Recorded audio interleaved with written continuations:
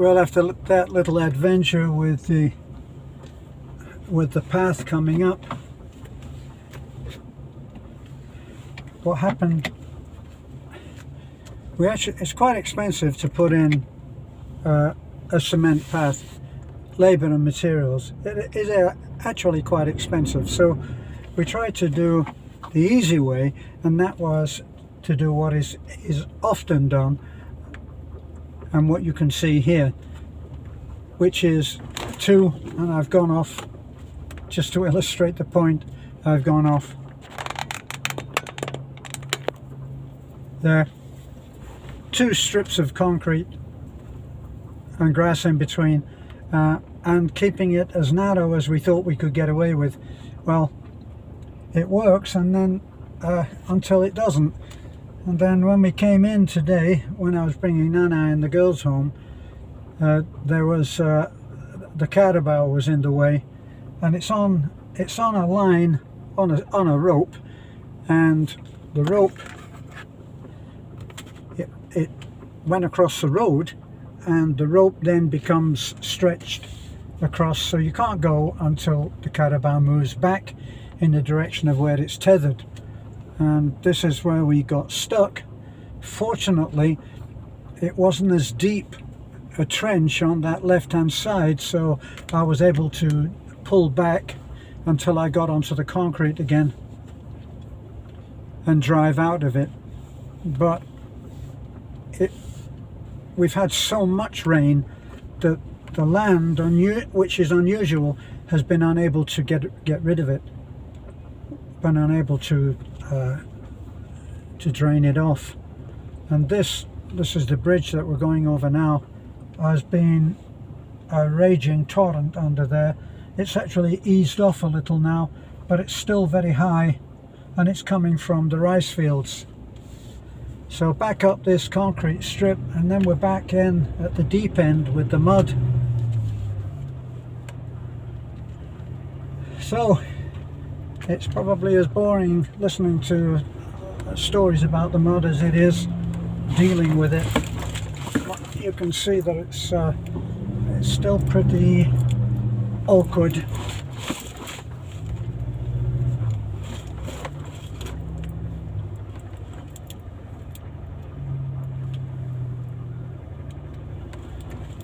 So I've learned to be more tolerant of some of the. Let me put my safety belt on. I've learned to be more tolerant of some of the comments that we get. I show how, like for instance, if I show how plastered with mud the truck gets just from one trip, from where I've just washed it, when I get to the top, it will be covered in mud again. And one of the first comments was, "You need to wash the truck." Wow. You just can't get anything past some people. But I understand, because you really cannot, you can't get it without seeing it yourself.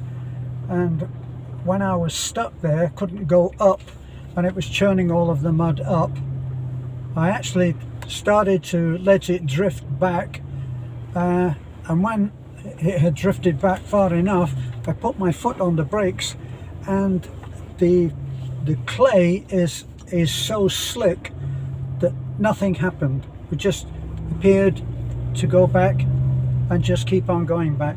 I had to actually drive out of it rather than stop. So I managed to get it to stop, and then I got everybody out, and they all went about their business, and I was able to go up to the house, do what I had to do, and come back, and with the help of Talek, making a video showing what the situation was, I was able to drive the truck out, and it wasn't so hard, as long as I knew that there was no deep trench to go into to sink up to the axles, which we've done before in the Big Blue, right before the run down to the bridge. It went in to the trench that's on the side.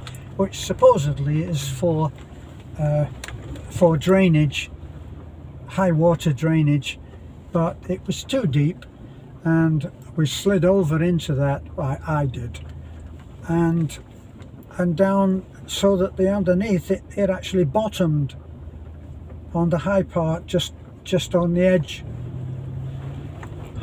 of the channel. So here we are again, and this is getting difficult too. I really need to get the city in to give us a road. But even this part from the house up to here, I remember once that I paced this out. Now we're at the crossroads, or I should say the fork in the road, and it's apparently between 90 and 100 meters from the bridge to there. So it's a fair amount of work that they would have to do. Meantime, I dropped Beth at the at Burgos, which is where she wanted to be, and she's gone down there with the girls as well. Now it's the weekend, and it seems to have stopped raining, but you cannot see anything of a blue sky, not a single patch, but you can see low-lying dark clouds close to the horizon, which I think means that we're not nearly finished with the rain.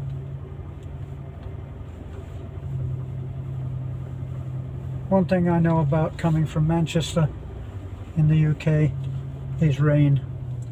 There's a saying, it always rains in Manchester. That and the other thing they say, if you haven't been to Manchester, you haven't lived. I have lived up to 15, and then I left, and happily I've not really been back to live there since. My parents stayed there, of course, and passed when they did.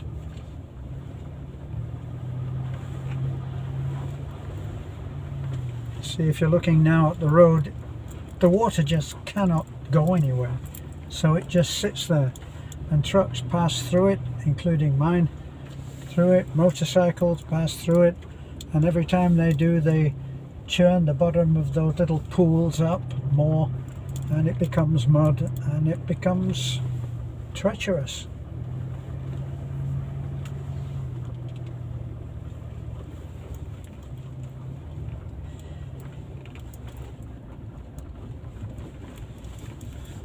Well, I know that this post was on Facebook, but nobody guessed or knew of that song by that duo, a kind of Sonny and Cher duo that came to enter for the Eurovision the Eurovision Song Contest, which is held every year, I believe. And whoops, very easy to go off the track, and right now you might be able to see how the truck is slanting. We've gone off into the ditch on the side, all because I didn't focus hard enough on driving. Well, the Eurovision Song Contest, it comes every year for the UK. It's quite a big thing, people from all over Europe, and this particular time was a couple, pretty girl and pretty boy couple that were cute and entertaining, and they had a song. I might be taking the first line as the title, but I know that they were titled themselves Cinderella Rockefeller, and they sang a song, You're the lady, and you're the lady that I love. You're the lady who. You're the lady that I love. I'm the lady who do do do do do do do do do do do do do. Ooh, I love you. And I stole the first line, which was the only one really that I could remember, and put up a picture of my lovely Beth and me in a happy moment, which is not a rare thing, but it captured the moment. Just sitting there at the Burgos project, which we spend a lot of time at now. Sorry, still got to focus a little bit on this path. It can suddenly kick you up the butt.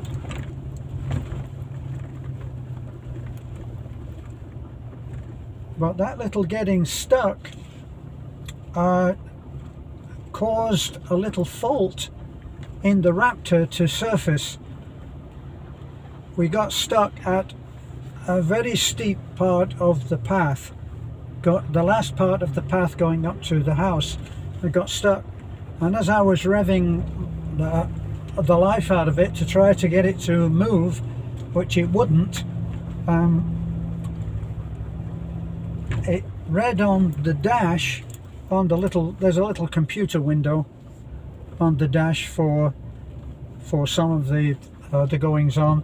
Like right now it says distance to empty 341 kilometers, and you can do all kinds of things on that computer, knowing how the truck is performing and everything. But I've never seen this before. It said the hill descent is at fault.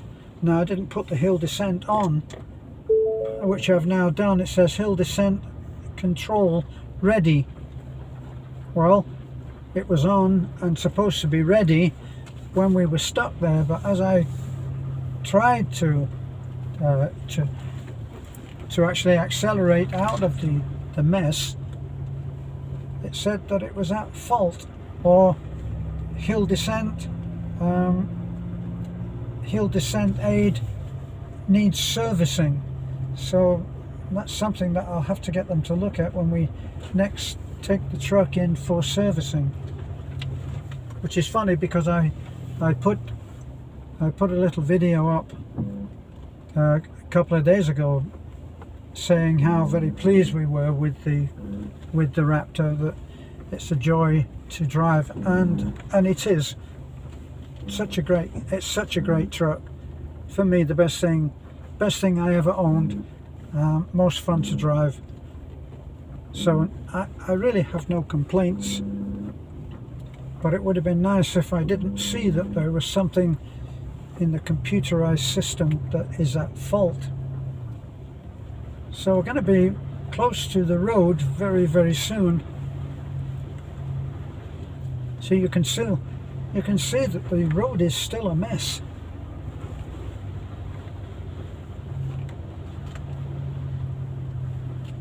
Oh boy, when we used to drive this before, when we were driving, especially driving the Blue, which the Blue truck was a big truck, bigger than this because it was a commercial truck. The Raptor is actually only for carrying 650 pounds, unlike 1,000 pounds on the ordinary Ranger, which the Raptor is based on the Ranger, except that the reason for that lower rating on the truck bed, the reason for that is because it's a computerized system, and the system, as I say, the system is computerized.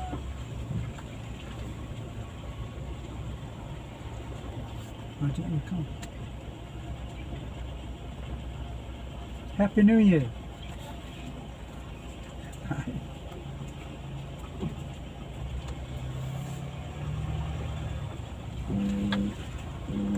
That was 4 or 5 youngsters going, I'm really not sure where, there's a barangay that's off on that fork in the road that I showed you a little while ago, and they must be walking up there. These kids walk miles without complaint, and it's not an easy walk. So I stop when I'm on a slippery, slidering road like this, rather than me driving past them or past anybody in the road. I would prefer that they walk. So I stop and wave them on, and I let them walk past, which they're not going to be falling, whereas I could easily, on a narrow path, slide into them. So that said, so we're almost at the ending point for what I usually end off a video like this. You can hear that buzzing, I hope. There's a buzzing. It indicates that the hill descent control is actually on and working, because those are the moments when the brakes are being gently automatically applied, so that when you go down a hill, it's a control and you don't have to put your foot on the brake, nor do you have to put your foot on the accelerator. You just sit there and the truck will control itself down to the bottom without any problem. My problem at the moment, which is very distracting, is a couple of flies. I make a joke of the fly situation here. It's actually not, it's not that bad, but it always seems like there's one fly, and it's just one fly.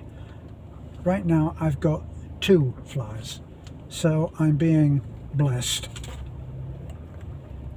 And now we've got a man here who stopped at an impossible place for me to get around. I find that the Filipinos have no idea. They cannot judge. They can't judge the gap that I need to get the Raptor through. It's usually much too small, and they think I can do it.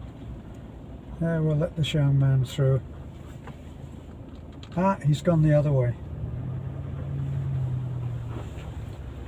So thanks for being with me. Bye for now.